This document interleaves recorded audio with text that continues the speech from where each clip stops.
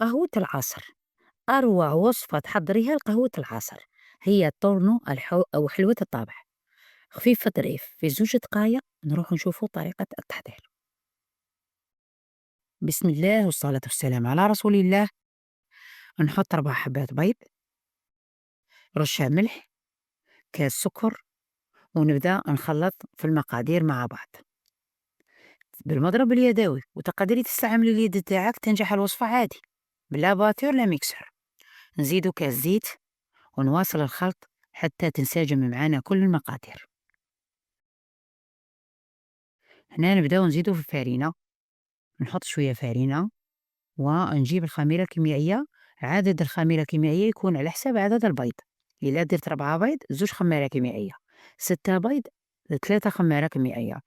وهنا إلا كانت كمية البيض نكتر الكمية، تعبريهم في غرفية وديري غرفية سكر وغرفية زيت، يعني نفس الكيلة.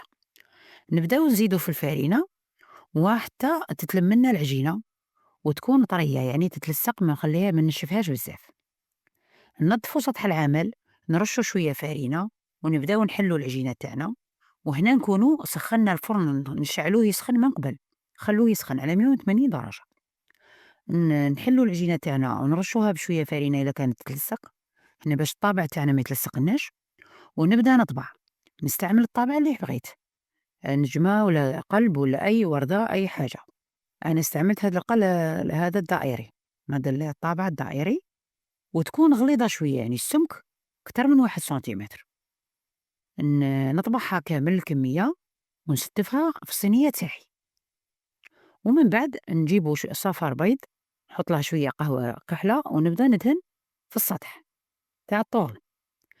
تقدري تحطي شوية سكر ولا الحلوى الملونة، أنا استعملت أقل التكاليف، يعني دهنتها فقط.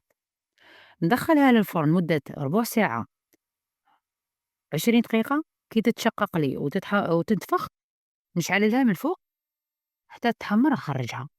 وهذه هي النتيجة، سهلة بسيطة، أي بنت صغيرة تقدر تحضرها. ونشوفوها في طبق التقديم. هذه هي، هنا أنا دوبليت الكمية، إذا نطيبها تتحمر من التحت، تجي مشقة، تجي بنينة، تجي طرية. الأحباب الزينين إن شاء الله تجربوها وتنجحوا فيها، وشهيتكم في الجنة، وإلى الملتقى.